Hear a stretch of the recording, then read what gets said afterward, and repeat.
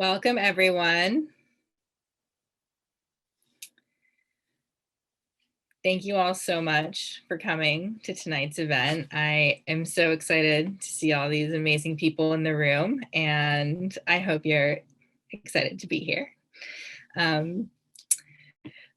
Well, we're gathered here to celebrate the launch of Who's Your Daddy by Arisa White here at the Poetry Project.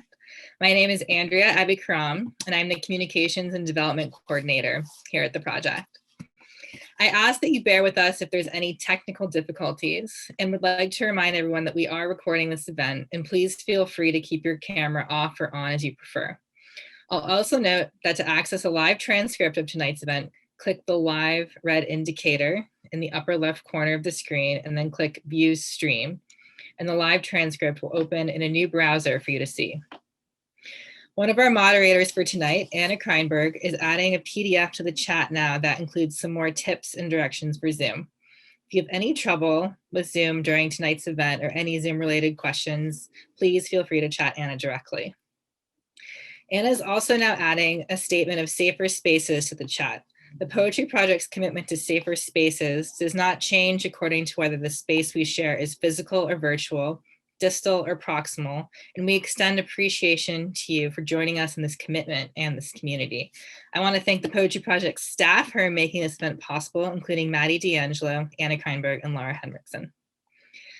I think of the event space as a decolonial pathway that points to potential for the return of stolen land to the indigenous people that the state violently stole it from in the first place. In this context of occupied Lenape-Koheng, where I'm speaking from, I'm thinking specifically about the unceded territory of the Lenni Lenape, Canarsie, Shinnecock, and Munsee peoples. Anna is putting this map in the chat, not to endorse it as complete, but to invite you to learn continually about the land you occupy, its history, and its ties. And with this foundation and optimism of the event space as a pathway towards decolonization, I am thrilled to introduce tonight's program celebrating Arisa White's latest feat, Who's Your Daddy? Arisa will first read from the work and then be in conversation with Ross Gay. Following the formal conversation, we will open up the Zoom room to audience questions. As your questions come up during tonight's program, please feel free to post them in the chat. And Anna is now adding a link to purchase Who's Your Daddy at Augury Books directly with a discount code. Traversing ages, geography, relationships, Who's Your Daddy is Arisa White's poetic memoir, anchored by the careful search for intimacy with her absent biological father. White drops us into the action of growing up between Florida and Brooklyn with a revolving door of underwhelming at best, abusive towards her mother at worst, daddy stand-ins. Black queer love and lust on the dance floor in Oakland, California, the search across many half-siblings for specificities about her father, becoming a poet, staticky Skype calls, and traveling for the first time to Guyana to meet both her biologic and geographic lineage as an adult. And reckoning with the all too often problematic patriarchal, she writes, quote, I pay a fee to the male for my passage through this doorway, enter as girl, leave as other. End quote. When visiting Guyana for the first time, she looks upon her generational history with curious and critical views of both the British colonial vestiges still present and lets herself be moved by the spiritual power of the land when visiting Kiter Falls on her last day. Quote, first, there is sand.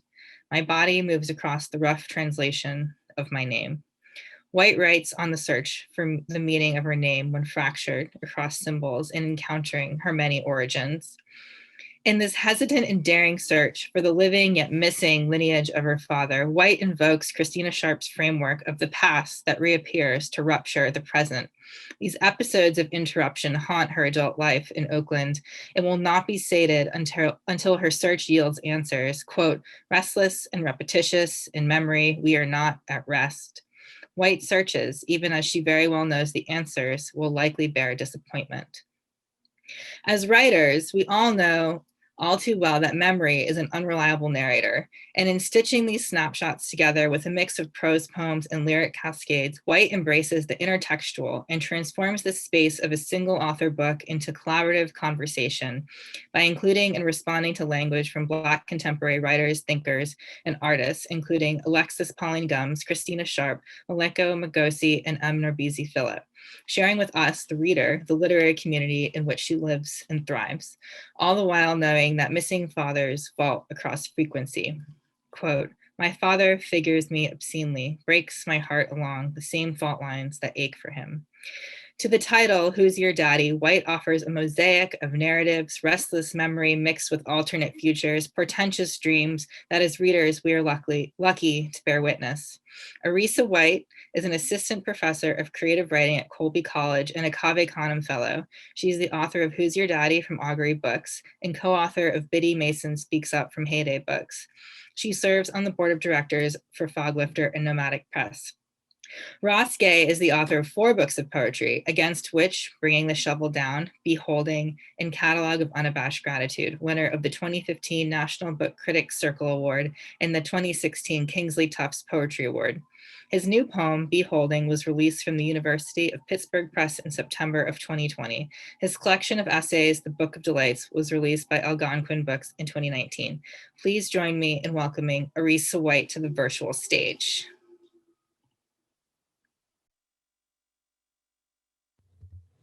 That was so good. Will you be providing a copy of that to me? Of course. Okay, great. Great answer. This is so great. Thank you for that introduction. Yeah, a wonderful setup. So what I'm going to do is I'm going to read different pieces from each of the 4 sections. So just to give you a taste of it all. My mother is 19 when she meets Gerald. Handsome, tall, good healthy teeth, dressed sharp and debonair, he could steal the room. She felt lucky he chose her. 10 years her senior, and she smiles mostly to herself, remembering him teaching her how to drive. All the places she goes, in his Cadillac down Fulton Street, down Nostrand Ave, without question up and down Atlantic and Pacific, DeKalb on Eastern Parkway, through Gates and Myrtle, Bushwick and Halsey, sunsets on J. Down this first day of spring, red lights every 2 minutes when contractions start. The cab ride stretches out before the hospital. I am her second child. She has calm nerves, clear expectations, controlled breath, an easy birth. And what she negotiated with Gerald, a married man, about his role in my care, definitely included a one-way street. At 4 years old, I hide behind the door to the bedroom I shared with my siblings. Painted royal blue, and I see all the ways my cousin was too heavy with the paint. We are living in a 2-bedroom apartment on Fulton Street in Brooklyn. Gerald comes for a visit, which will be his last, and it is just me and my mother in the apartment. The place is clean, frankincense burning, pine sol mopped floors, and this royal blue I've cornered myself in. Maybe Gerald will not find me here. He doesn't know the floor plan, how I find comfort in closets and corners where I do not punish myself, but pray. Pray where I am the quietest conversation with myself. But Gerald finds me. Calling my name lures me from believing I am an island, pulls me across waters so indigo there is no bottom, welcomes me on a shore that slips and slips from under me until my feet trust again. I hear him loud and clear. Why you running from me? I'm your father. My feet resign. Father isn't a place from which I can run.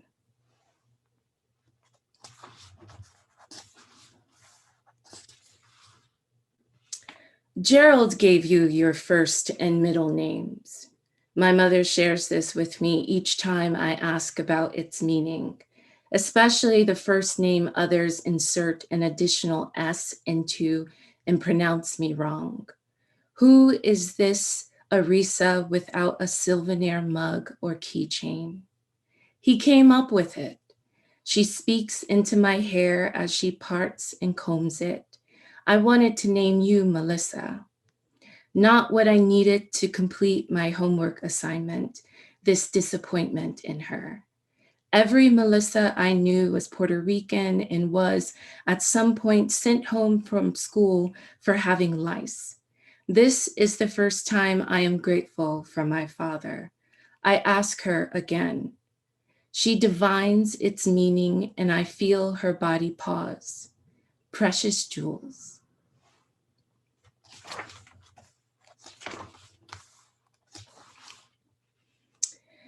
My brother doesn't know he has a bag of empty crack vials in his coat pocket. It falls out while walking late to his figure drawing class. He thinks it's a sandwich bag of Swedish fish, candy of the innocent kind. The history teacher picks it up. "Excuse me, young man," and he is sent to the principal's office. My mother has to leave her job in downtown Brooklyn and go to the high school in midtown Manhattan. What yarn she spins gets my brother no suspension. But Bing, she knows it was Bing. Out of habit, we keep the kitchen light on for Bing so he can see his way into the apartment when we've all gone to bed.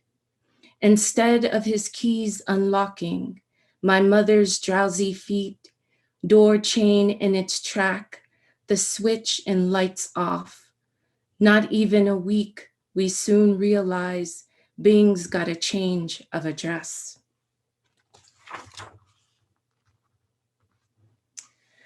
I don't remember this, but my mother says I bump into Gerald on Nostrand Avenue. I am soon to graduate elementary school. My memory, musk and incense. The weather, kerchiefs flagging in pockets, antennae clearing waves. She says this happened, but what I hear, Gerald's un-hello moving southbound with traffic, where he stood, concrete and haunt of curry, knockoff handbags, bootleg videos, not a beard or brow, style of shirt. He could be anybody.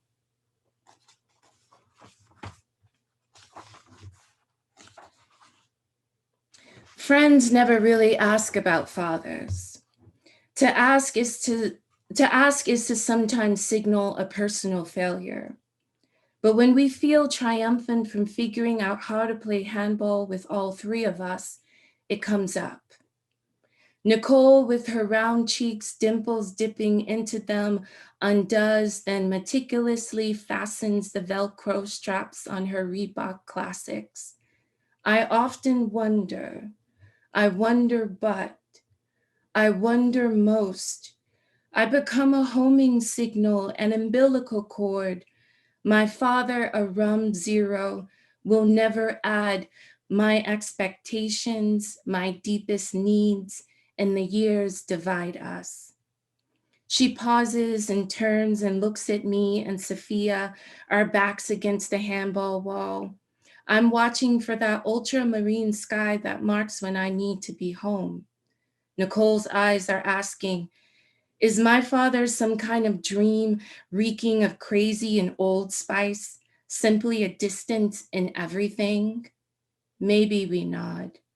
We nod soft so she knows it's not her fault he never came back home from the liquor store.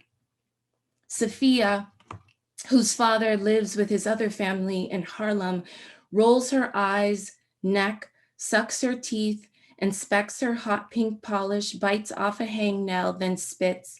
He's nothing but a warm brown set of limbs, never thinking, never knowing the appropriate measuring tool to sift his love from them to me.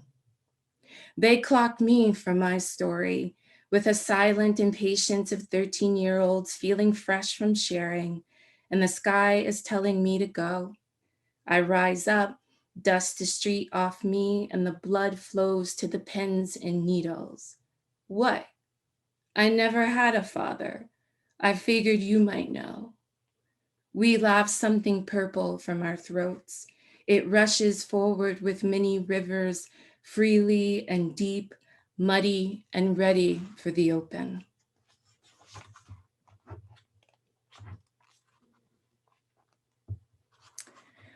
On a visit to my mother in New Jersey from the Bay Area, where I lived postgraduate school, she takes a long, good look at me. She's transported, updating her visual, taking stock of what she saw last against what's now. Her eyes treasure a find.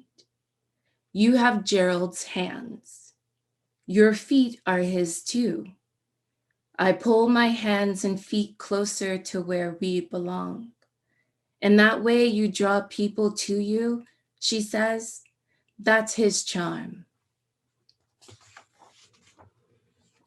I have a Shango dream.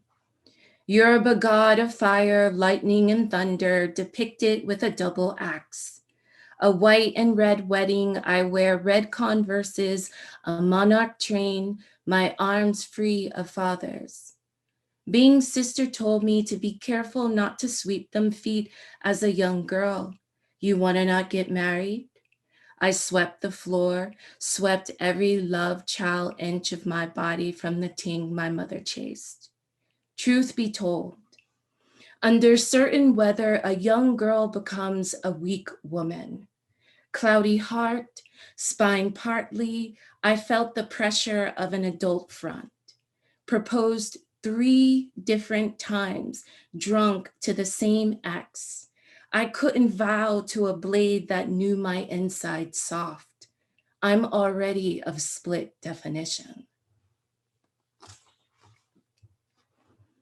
I break a woman's heart for reasons not her but me, for feeling romantically incompetent, for guilt that her needs do not matter to me.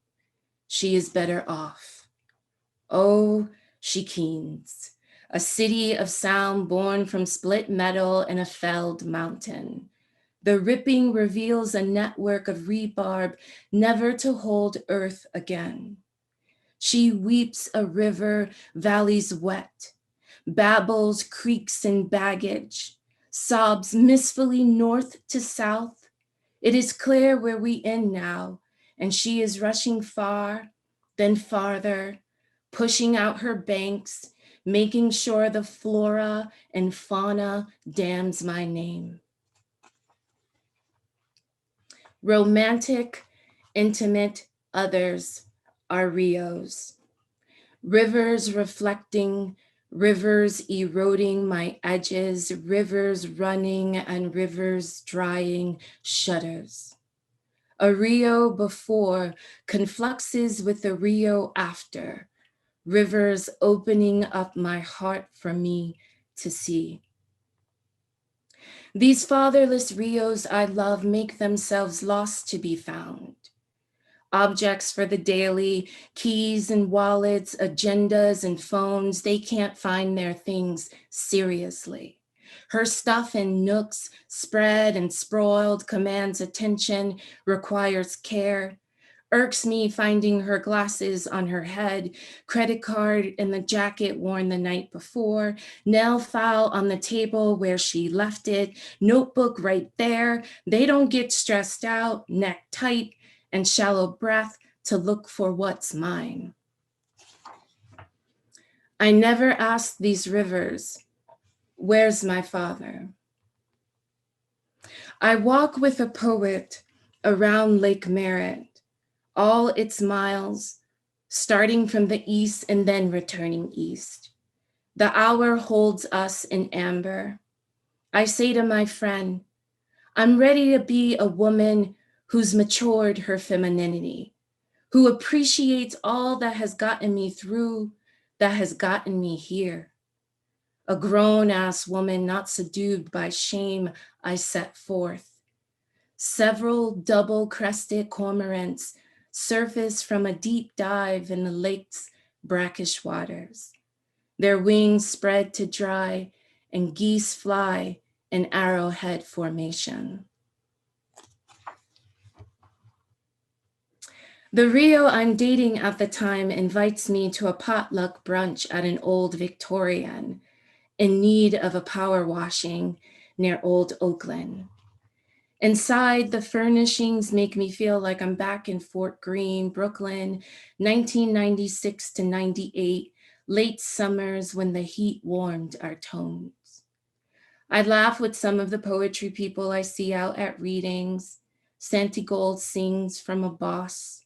My Rio goes for a cinnamon bun. I visit the lush garden out back. Turquoise tiles pathway through tomatoes, lettuce, chard, string beans, lavender, chamomile, fennel. I pull a sprig of mint, and when I stand, there's her athletic build, strong teeth, her smile. She extends her hand and introduces herself as Monday Way Flores. I live here. Ask if I want to try some of her latest honey.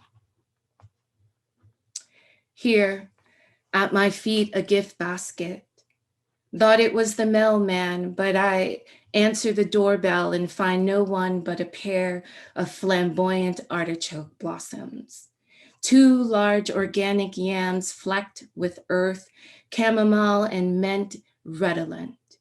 Rose moon honey, a lavender satchel, and a craft jewelry box. Inside, a circular fishing sinker on a 14-inch gold chain. Nice. The card reads, Queen, the only thing not from my garden is the gold and you. A heart is drawn with a crown signed Monday Way. I gather up the gift before any neighbor witness me betray my commitments and smell her lavender. There are some rivers that flood over man-made embankments because they hold a memory of a wild prior of an unrenovated before. Nobody ever told you all you must hold on to is you, is you, is you. I say fuck soft enough to not disturb my shame. The blood from my finger turns the water pink. I'm cutting fatherlessly. I can no longer deny that's how missing begins.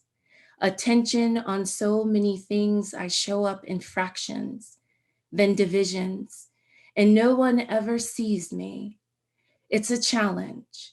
I'm in a situation, and what I do is offer a maze that bobs and weaves a new style whenever there's a demand to love one only. And Monday Way is Aquanet.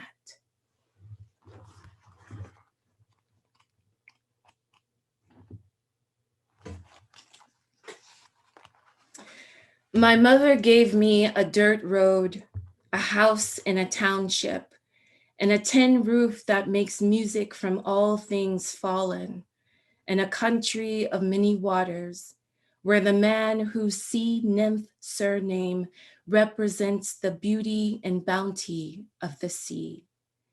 I write my father at this address.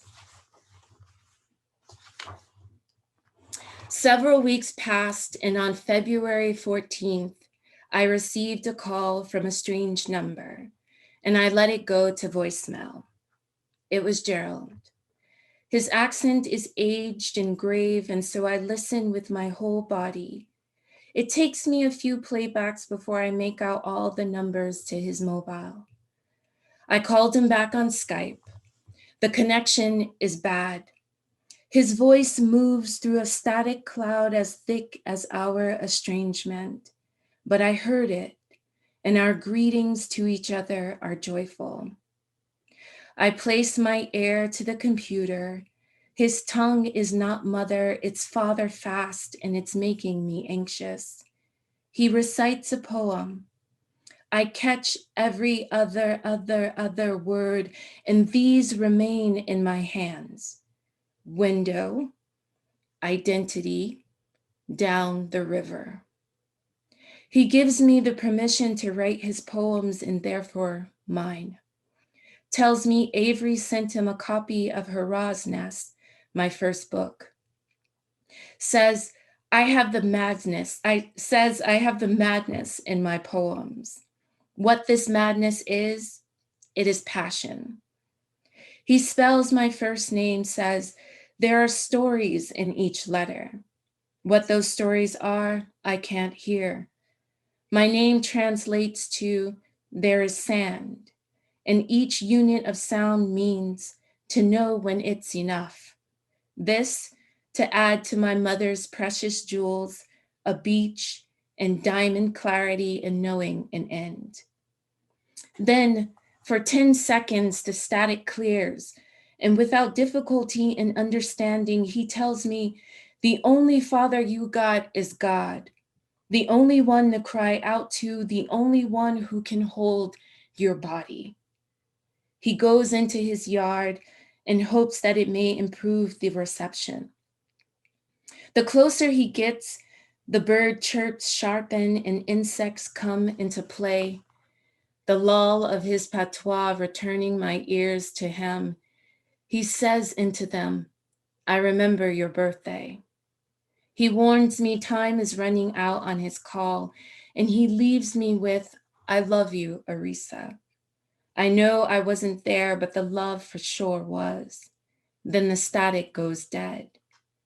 Monday Way says, what a perfect Valentine's. For sure, no call from him on my birthday. I am out with friends drinking gin and eating puttanesca, and so no voicemail comes as no surprise. Gerald calls on June 14th. I'm watching Mexico and Cameroon play in the World Cup with Monday Way. First thing he tells me is that my brother is coming to visit him. Because I have 4 brothers who I was raised with and consider my brothers, I ask, which brother? He says something sounding like Sharon. I say, Bryce? Gerald wants to know if he's talking to me, Arisa, because I feel incorrect to him. I confirm I am present, feeling nice on 2 bears. He again says, Sharon. I say, Brace. I only say Bryce. I only know of a Bryce. What the fuck? He wants to know why I haven't called. I want to know why he hasn't written, but I keep it to myself. Give him some context, my life, what I do, suggesting that the center isn't him. He wants to know, what are you getting me for Father's Day? The fucking gall. I ask if he's serious, and he is. I respond with obese laughter, laughter eating supersized laughter, laughter buying bulk. I collect myself, say, our relationship has not earned gift-giving holidays. Quiet. Sounds like he's in a public place, voices patter in a dull nightlife ambiance. His feelings are hurt. I ask if he's okay. I'm cool, he says, cool. Are you really cool? I'm good, man.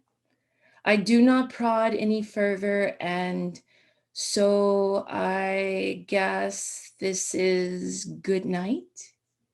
He gets off the phone, but doesn't turn it off properly, and I listen to him curse me. His teeth sucking cuts the air, and I hear it so cutlass and bright. Bomba clot. Look how quickly my entry through that doorway. Daughter turns to blood cloth, to menstrual pad, to toilet paper, to rotten, evil-smelling decomposition, an expletive used when surprised or vexed.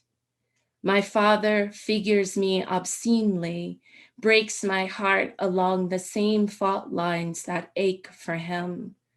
Like fathers before who want my pedundum as wound, as offense, as trigger to freeze me in a female pose, hands up and legs apart, full stop, period. Am I right to remain silent? I'm not literal. I'm not a force of nature. My blood clots and does not run on.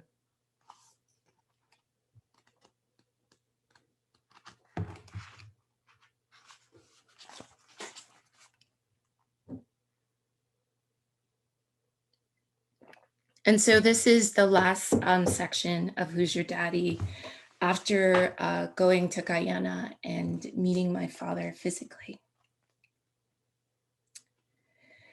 In the wake, the past is not in the wake, the past that is not past reappears, always to rupture the present. Is his father drowning, the original text of our suffering, the root of my father's amnesia and erasure of himself as father? What is the medicine for that? The waves are urgent here. Everywhere in these waters, the drowned grandfather resides. Was he brought to the Demerara River, hands and feet tied, his body beaten against the water, he like cans strung to a newlywed's car? Was it money or a woman who took him down? What did he know or do to be given death by water? This is the old man fortune tellers have seen. 3 different tellers in 3 different states said, an old man is with you. Everywhere in these waters, the drowned grandfather resides, and Guyana is the land of many waters. 20 February 2015, Georgetown, Guyana. Who is my daddy? A fallen bourgeoisie nigga. And there's a footnote on nigga. I say nigga invoking grown women, kin and fictive, whose company kept and grew me. There's a chorus of agreement that commits nigga to the page. The ER has been dropped and Gerald has emerged from the rooms of the master's house with nothing to show for his time except unsociability, self-absorption, and virility, these Black excesses of masculinity with no substance to give it credence. As a nigga, he has returned to the mother tongue, the long A sound that survives in ma, because this is how we reclaim and recover ourselves when the emergency room, the ER, has no science for making the spirit well, for setting the spirit on a healing path, for putting you in right relationship. Who is my daddy? A fallen bourgeoisie nigger who crossed boundaries. He moved through the world like everything was his own. I'm sure he rarely heard no, and when he did, conflict. In part, he blames the system for excluding him from life and not allowing him to live at his standard. Deported to Guyana 8 years ago and on his own reconnaissances, he admits it was his involvement in an attempted murder that got him sent back home. His daughter, Tiffany, Gerald said he knew she would bring him trouble, had a knife to a man's side, and Gerald said, oh no. He took the fall for it and chose Guyana instead of correction. The next day, Monday Way and I go down to breakfast. I head to the bathroom, and upon exiting the facilities, there is Edna, She asked how it was meeting my father. Did you have nightmares? She's grinning with equal parts teeth and shade. Joyfully, I tell her, no nightmares at all. But after sharing this with Monday Way, I feel the jab of Edna's insinuation, the stigma of her gaze. We have a slow eating breakfast, enjoying the heat and bake. We return to the room and I Skype my mother to thank her for putting out the back call and the mini drama it caused. I tell her that Gerald said it was good he wasn't there in my life, and I agree with him. I'm meeting the creator of such absence, and I have real eyes for the man. Before getting off the call, she recounts the dream she had last night of Gerald. It is his birthday, and he's getting dressed to celebrate. An electric blue suit with an orange shirt and a bow tie. She says he looks good in the suit, and in the dream, I comment about understanding her attraction to him. But in the dream, Gerald's shoes are mashed up and he walks on the heels of them like a crackhead. He puts so much cologne on this fabulous suit, it stains.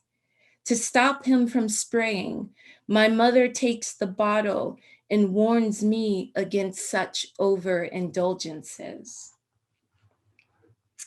And the last piece. When you represent something, you're basically creating a counterfeit for something that you think exists. I'm representing Gerald in this way. Sitting and talking to him is like putting my money down, betting I can find the Queen of Hearts. The whole time the queen won't be revealed, not from his sleeve, not in front of my eyes. Absence is the most valued roiled. Absent are the favors in my odds.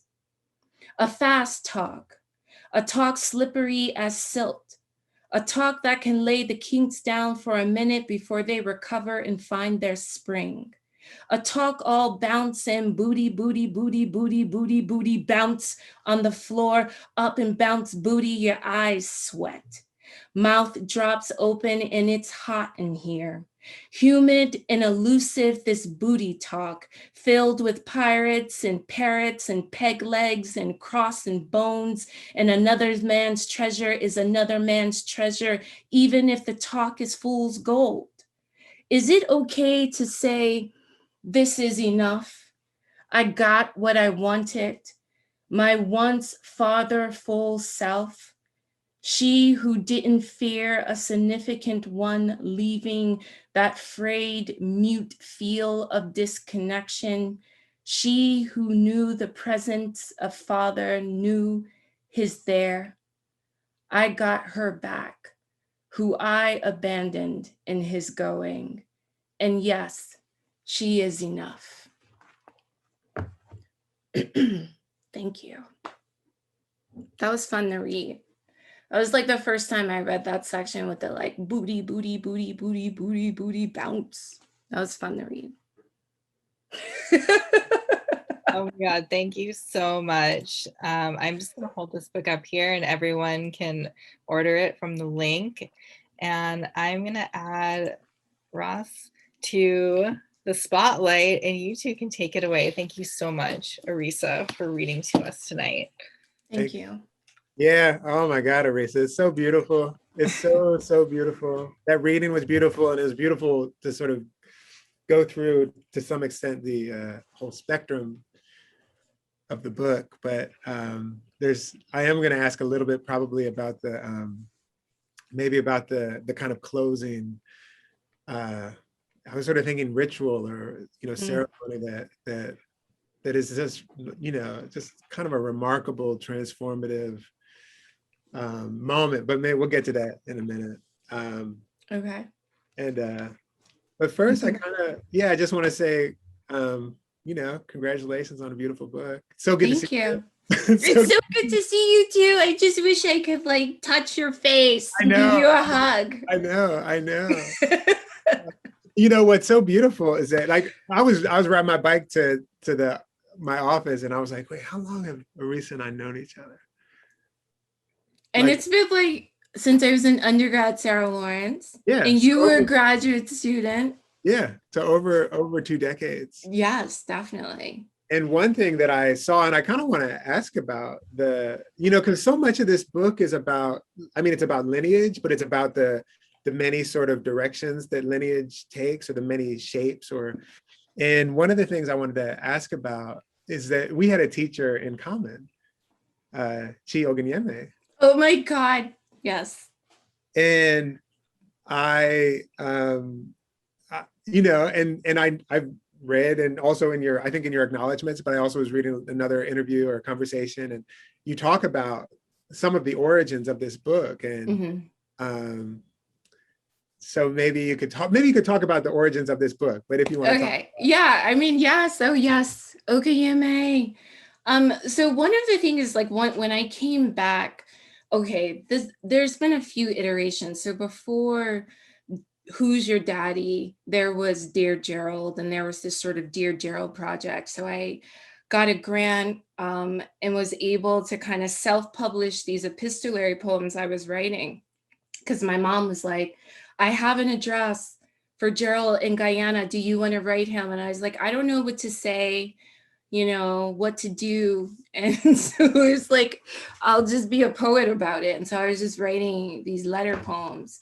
And then it got to such an amount that I felt confident that I could like make a little chapbook collection. And so I get this grant, and it was really great because I felt like at the center of this project was like something really generous and communal, and really bringing people around this question of who's your daddy, what's fatherhood, what does it mean to be sort of like governed by absent figures, what is patriarchy? And so I did a call for letters. I was just remembering the other day that some young women in the Bay Area actually created a documentary. So instead of writing a letter, the three of them got together and, just interviewed their friends and just talked about what does it mean to like not have a father as young, Black women, young queer Black women. It was just really fascinating. They like came to my place in Oakland and interviewed me. It was just precious just to feel the generative effect of it. And then I got letters from some inmates in San Quentin. One letter came as far as the Philippines. I held workshops and gave like these chapbooks in exchange for people's letters. And then the third part was like, I got money and go to Guyana. And so I was gonna go Guyana, meet my father, meet Gerald, give him this book.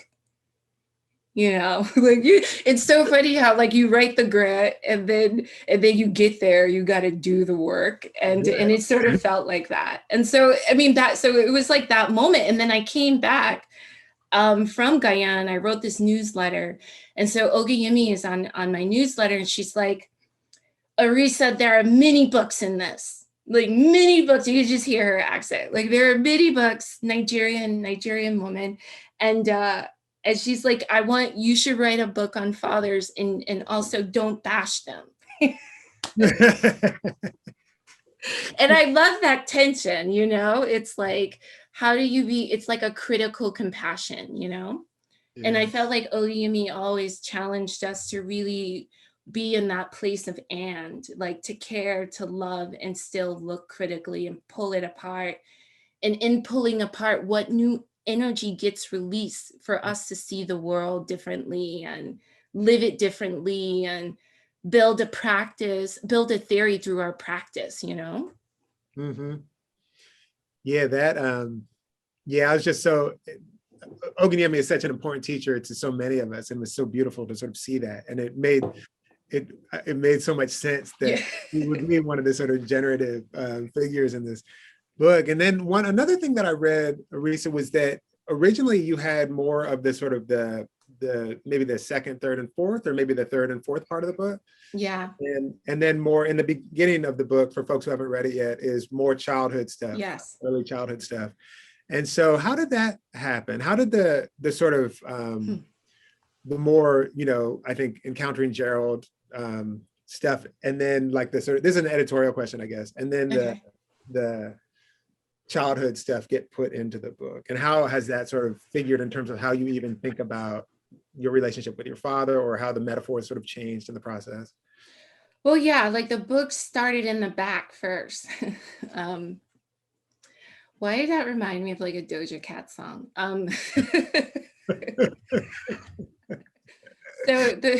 So because the thing was, there was this way in which like the journey of being in Guyana, I was just documenting everything. And I had notes, I had clippings from newspapers, just a lot of writing and journaling. And then I was like, how do I bring this together with the epistolary poems? And then how do I bring this together with some of the things I'm responding to with like Christina Sharp, and I'm responding to stuff with Erica Badu lyrics and like, things like that. And so, and I knew I was, employing some documentary poetics, but it didn't come together for me until I was like doing this not residency, I was curating this reading series at the Museum of the African Diaspora in San Francisco. And just kind of being in this art visual space helped me to sort of like make sense of how to put it together, because I knew it wasn't just lines. I knew I was also like moving towards the sentence, but wanted the sentence to sort of function like a horizon in the work, like you're just pushing it and pushing it. And it's presenting new possibilities and makes you dream more, and so I'm there and I'm seeing a lot of blue. It's a lot of contemporary, it's a contemporary African artist. So all of this blue is happening, and blue as rivers, as the Atlantic, as royalty. And then that's when it started to all click. The Christina Sharp pieces started to make sense. The Zong pieces started to make sense. It started to be more prosy. And then I was like listening to some strange stuff on YouTube. I mean, like not, strange as in like fascinating, on sort of like syncretism and reading like how to decode the alphabet. And I just thought that was so fascinating. As I was putting these pieces together around fatherhood, my stepfather would just like school me in the early like morning, like, what's your ABCs? What's your ABCs? Do it, do it. And so I actually wind up writing that ceremony section. That was like what I was trying to write towards. And that came first. And I couldn't believe that was the first thing that happened? Yeah, it was I could see this thing. Yeah. And so I wrote it and I was like, oh my God, for real, Arisa, you're gonna do an alphabet ceremony on the beach. Followed by a rare, strange bird that looks like a traffic cone. Like, is this happening? You're like, yes, it's happening. So I had a lot of prose that was really like centered on, kind of adulthood, my like polyamorous relationships and navigating that, and then this trip. So I handed in that first draft to my editor, and Kate Angus was like, because I was just afraid. I was like, is she going to take that seriously, that final closing piece?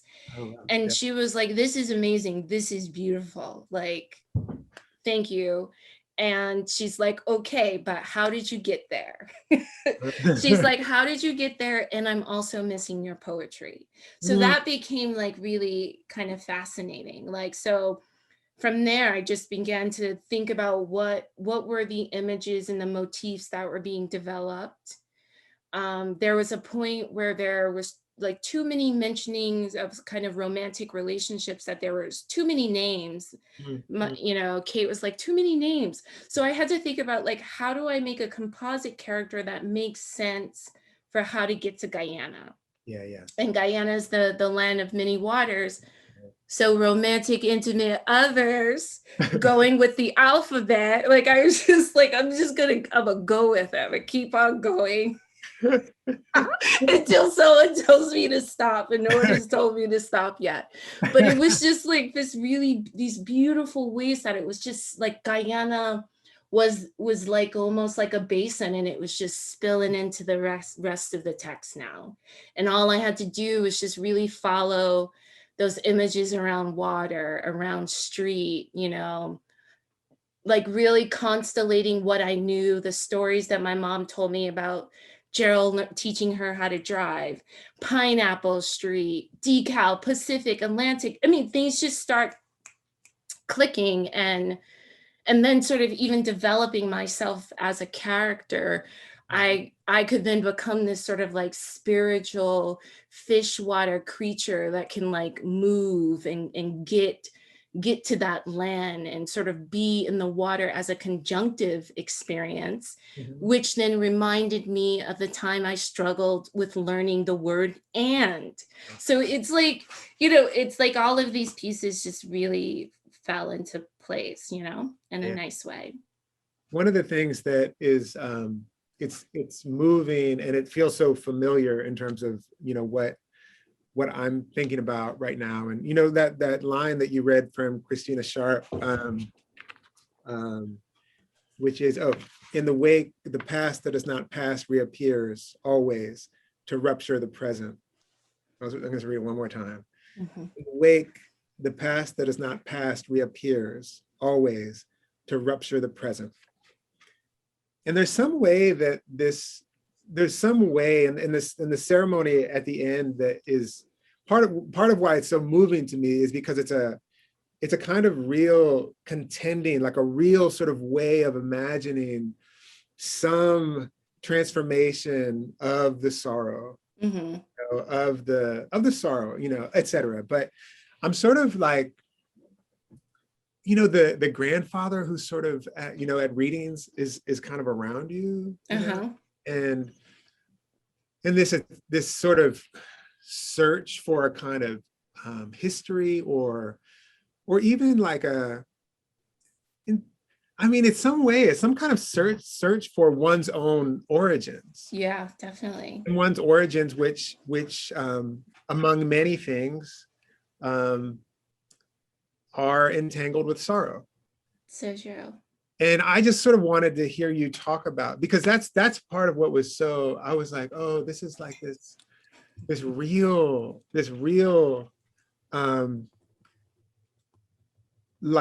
like close contending with the sorrow which you know, oh, you have Gerald's hands and feet, and you say this like these are his hands and his feet, like, and it's a sorrow, you know, it's a presence and an absence. So anyway, you know, it's so moving to me, and it feels so familiar even to some of the things that I'm thinking about as well. And yeah, so I just wanted to hear you, because the way you do it is just like, just, you know, it's really gorgeous and moving.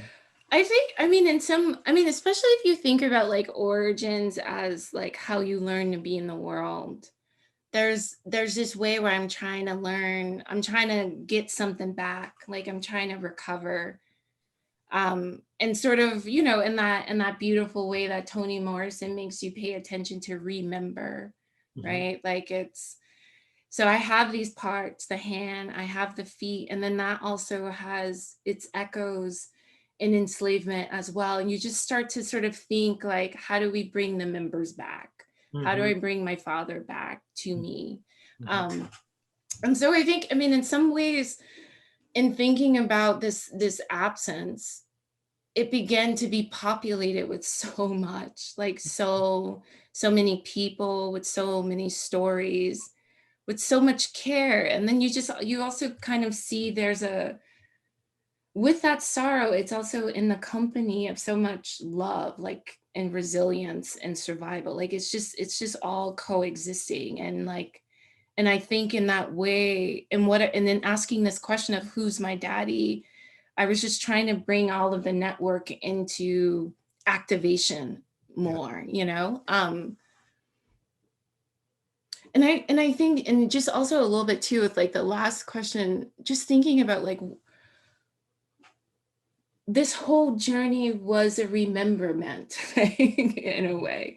Like the Morrison way? Yeah, definitely. Because I mean, especially when I was in Guyana and I just simply stood up next to my father, and could see the similarities in the walk and the gait and so much more than just my hands and feet. You know what I mean? It's like this energy to stand next to like my father energy. Yeah. And that was just like, so like, I'm like breaking up, but that was just like so beautiful because it was this recalibration. It was like, oh, me next to you, I make sense. I am sense. I am a kind of knowledge. I am of this world. Like it all clicked. It was a similar kind of clicking when I was researching Biddy Mason for the young adult book I wrote on her.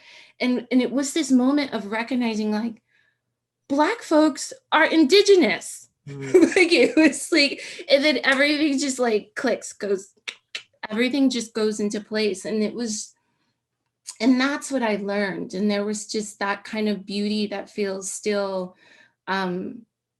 inexpressible right now, because it's like such a like wonderful sensation that's grounding and affirming. And that's what the journey got, was this like deep energetic recalibration of a kind of father energy that brought me into balance.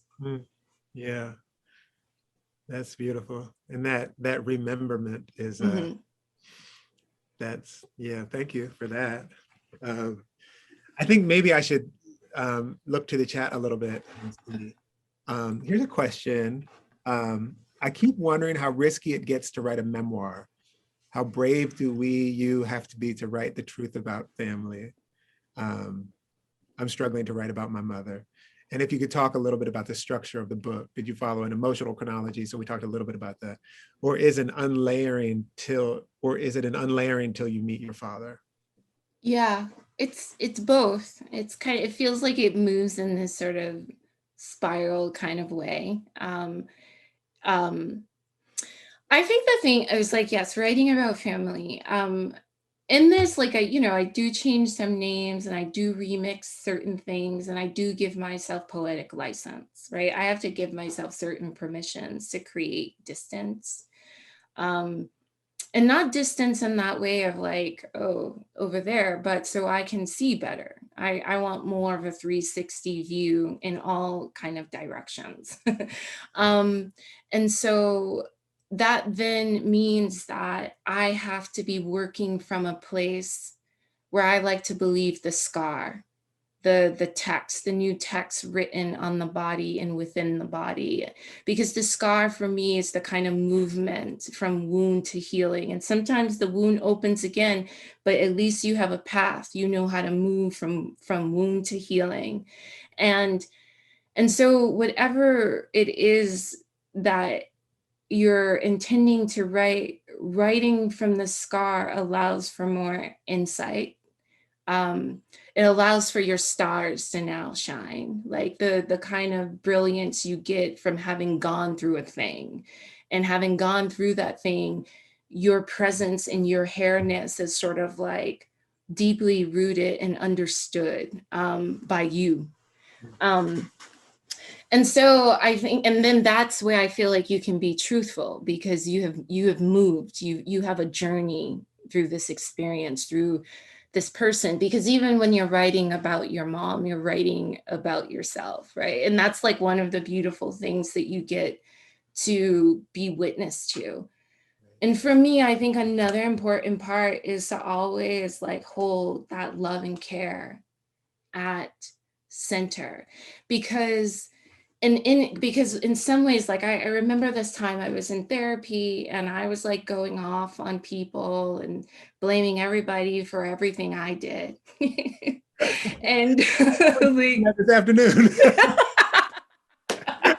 like, and my therapist is like, that's a projection. That doesn't work in real relationships. I'm like, oh, where does it work? Right? Like in my creative writing.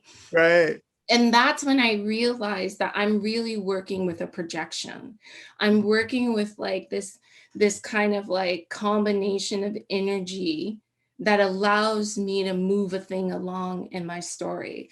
So I'm like, oh, so mother with her dream starts to become this sort of spiritual, energetic force. So that means I get to learn about those abilities and powers, because that's the projection I need. That's the energy I need to move the text along. And so once I start to feel like the writing is a balance of energies and tension, there's a different truth starts to feel like an orchestration in a way. And how do you put certain combinations next to each other to resonate a truth almost without word yet, right? So I feel like, yeah, there needs to be a few layerings that's happening when you're writing, and kind of understanding that you're doing this to offer some kind of clarity to self and to the communal as well. So that's where that care is so important. And it challenges you too in your word choice and how you go about telling a story. To maintain the care, you're saying. Yeah. Yeah. Did you have moments where you were like, I can't do this because this is, or even places where you had to go someplace in the writing, but then you were like, for the public thing, this is not centering the care or not? Well, yeah, I mean, it was just like, there were like some places where just like really looking critically at the ways in which I've been an abusive figure in my dynamics, and just knowing. So in one of those edits where my editor was like, we got to take this section out, during sort of like that like relationship section, it was almost like 20 pages had to go. And I felt so vulnerable. And I'm like, oh my God, like how, because what I recognized was that all of that storytelling about other people was this way to buffer and not center some of my like harmful behaviors, right? And so when Kate was like, we're taking this out, those pieces had to get developed. And then also what those pieces allowed me to do is have that deeper sort of connection with my father. Like, I can't cast him as like, you're the bad guy, when there's also elements to myself that need to be looked at critically. And, so it's just like, I'll show you mine if, if I'm going to show yours. You have that line, and which was so moving to me. It's the opposite. It's like, I'm not going to show you mine, and you're not going to. As a way, like this moment of like the withholding is, what you're trying to get beyond. So exactly. That we can show each other. There's also, it's such a beautiful. And show up for each other. Show up for each other, yeah. And it feels like part of the remembering is actually, that it didn't occur to me exactly until right now you're saying it. The part of the remembering of oneself, of the many selves oneself is constituted by, is also remembering oneself in relationship to others. So that as you say, like, so that we can be more what we want to be in relationship to others, which definitely is really moving and powerful.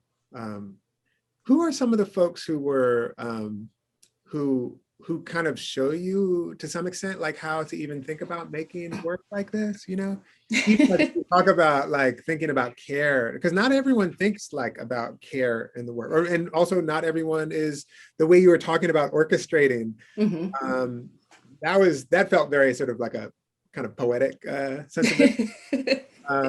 But yeah, I'd just be curious to hear who else is in your sort of cosmology in terms of your writers and memoir, whoever.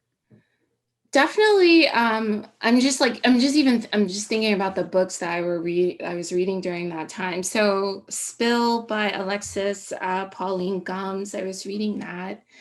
Yabo by Alexis DeVoe. So just these like really interesting genre bending, different registers of voice moving through time in these really funky ways. I was reading Theory by Dion Brand in the tail end of this, which gave me like this really wonderful like way to calibrate that scholarly with the creative. And so, like I read that part that has the footnote about, why I'm using this word, and that was like a moment of me like really embracing gums and brand in that moment. It's just like, how can I sort of take these two, like this way of organizing the page where one is often associated with a scholarly text, you know? And so it was just those like collisions and those tensions were really generative for me in this work. And I think it was about those conversations. It was about being in relation. So being willing to open up a whole bunch of different books and YouTube videos and be constantly inspired, because I was writing about absence. It was like, I need as much to sort of figure this out as possible. I was also reading, I'm just gonna like look at the notes. I was reading work by Dara Wire. You Good Thing was like a book that I loved. Erica Doyle's Proxy is another one. Both of those books use the second person, and for a while, you know, those epistolary poems were all in second person voice. And I was really trying to think, because that was one of the biggest shifts, was like, who am I talking to in Who's Your Daddy? Right? So in Dear Gerald, it was just clearly that sense of my voice to his voice. But when it moved to Who's Your Daddy, the voice opened up entirely to almost, you know, like a room of bastards. You know, it's like, hello, my brothers and sisters. Oh, and then another really good book that I love, that just like Cynthia Dillard's Learning to Remember the Things We've Learned to Forget, and Darkened Feminisms, Spirituality, and the Sacred Nature of Research and Teaching. This book, like, just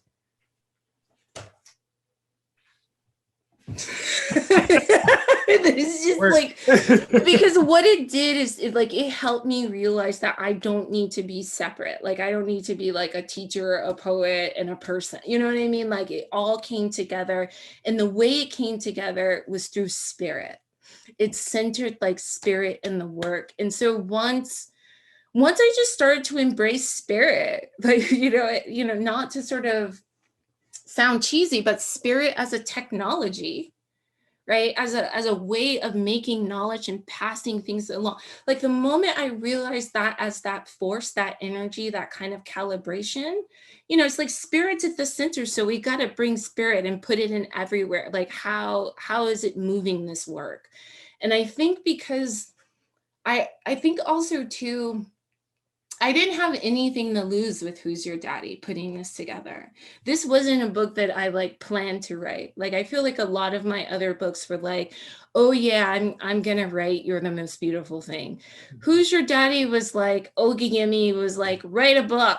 You know, my mom was like, write a letter. Yeah. And then when I wrote the book, my editor was like, make this better and longer and bring all your life into it. It was like, so I wasn't like, so because of that, there was like a willingness to collaborate and be shifted and shaped by those interactions.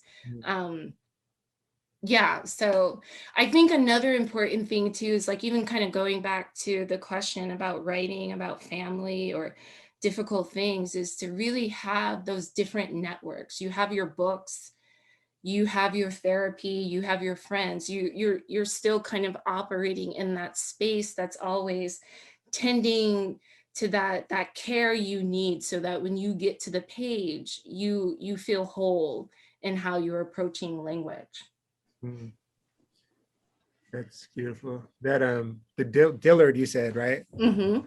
Oh my Cynthia God. Dillard. Yeah. Yeah. You'll love that book. It's beautiful. Yeah, spirit as a technology. That's beautiful. Here's a question, and I hope there's enough time to get to my last question, or Okay. maybe this comes. But here's a question. I was thinking about how you were writing about borders and the lines between ourselves and others, like where one begins and another ends, and how generationally sometimes our elders reach their limits and we pick up where they left off. Oh, this is sorry, not a question, just a thought. So that was that was a thought. I love it. Yeah, it's a beautiful thought. And it kind of a little bit dovetails with, I heard you somewhere talk about that you think of poems as trees. Well, I was like, like, oh, I love that. that's so great. Where did you hear that? Heard it in your, it was in a conversation. I can't Oh, remember. wow. Yeah. Is that true? You Yeah, still- totally. It feels true. I'm like trying to, because there's something about when I'm in conversation that, the flow of things happen too. So I'm like, I said that. That's really beautiful. It's really good. Yeah. And it's really beautiful. Partly what I love about it is that, the way you described it, I'll tell you what you were thinking. Okay, great. I love this refresh. It itself is is the above ground expression of the thing. But Mm, then underneath, you were talking about the roots itself. Like most of the tree is sort of constituted by the roots, what's under the ground. nice. And that sort of thought that I just read of someone in the audience is the trees, the way that they work in a healthy forest and an abundant sort of flourishing forest are in communication perpetually, constantly with other trees. Is this the duff? That's the duff between us. Yes. Yes. That's great. I love it. I love that. I love that essay. I like teach it to my students. Oh, thank you. Oh, cool. I was like, you are the one who said a poem as a tree. You're like, that's great. But there is something about our undergrounds being Yeah. in union, and this observation about the lines between ourselves and others, where one begins and another ends. And generationally, that being a question like, where does one begin and one end, or does one begin and one end? Which also kind of, in a mycelial way, connects to what Christina Sharp is talking about, that the wake, we are in the midst of the wake. Yeah, and the way definitely. the way that we contend with the wake is the way that we will transform the wake. Indeed. And I love too what she says about, we're in the afterlife. Yeah. And that already is just like, oh, well, then that means I have access to a whole bunch of kind of energy, like living, unborn, not yet, you know what I mean? And that just seems like, it feels like a homemaking practice for like in a space where lineages have been broken, where you don't know who or where you've come, like, so it's like that allows like a certain kind of peace and like grand sense of belonging to something just like divine. Yeah. Like I can work with that. Like that's like, better than a victim narrative. Yeah. It's beautiful. So I'm wondering if should we try to take a couple more questions, or when we should start to, Arisa, how do you feel? When should we end? I feel good. Like I could totally like talk to you all day. There is this one, I mean, there's so many, it's a little bit ridiculous, this book, what I've done to it. It's, it's kind of lovely, but it's, that kind of thing. Yes. But there's, so many poems that I am just astonished by, and, the DIFGH, DIFG, those, do I forgive him, all of this sort of languaging and pulling apart of language, and the LMNOP. It's just, I don't even know. I just, that one piece, I was sort of, we got into it enough. That piece I was sort of like so moved by, because it was another one of these sort of moments in the book where contending with, or the remembering, to use your word again, is a way of not only, forgiving or changing our relationship to someone else, but also to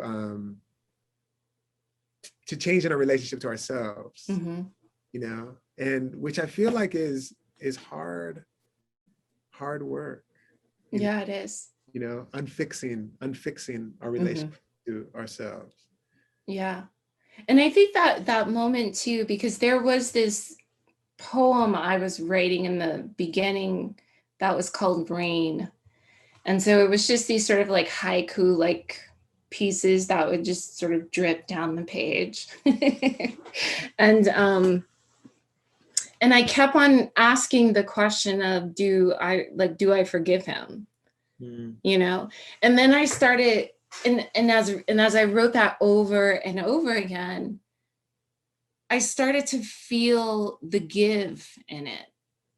And started to sort of kind of apprehend the for differently. Like all of a sudden it was sort of like configuring itself like a gift, you know, like you're doing this letter to and then for. And that doesn't entirely complete itself, because there's something about, like, for me in this process of understanding and feeling forgiveness, I had to realize that it wasn't this line, it wasn't transactional, it was more circular. So then those pieces just, and then it just started to be the letters themselves. And it just started to be the sound of those letters repeating. And that felt like forgiveness. Like if forgiveness was this kind of frequency or song that I was trying to approximate, that was it. And I just think too about the ways in which I was trying to make my own language in this space where my father's language was missing. And because he spoke, he speaks Creole and British, English, but it was that space of the Creole, the broken, the pidgin, and really thinking about how you cull things together and make a sound, and that we can make a sound out of anything. I don't know where I'm going with that, but I loved writing that section. Like, it's just like all of that sort of like ABC stuff really just, it was fun. It was also play too. Yeah. It is so necessary to play when you're like going through the sorrow, the suffering, and being critically compassionate. I think I needed those moments of, the ludic, the way that I can like push boundaries and feel authentic in doing it. And I think once I figured out that I can play and I can break things apart and I don't have to be standard, the work started to like release some different potentialities from me. That feels like a really nice place to maybe conclude. Yeah, I totally feel that too. Yeah. It's so good to see you, Ross, man. I know, it's so good to see you. It's been way too long. It's so true. I know. Soon enough, we will see each other in person. We will. Yeah. Thank you for this. Thank you for holding space with me like this. Oh my God. Thank you for making this book. It's just such a beautiful, generous, caring inquiry and remembering. Yeah. It's just, I feel like it's such a gift. So thank you. Thank you.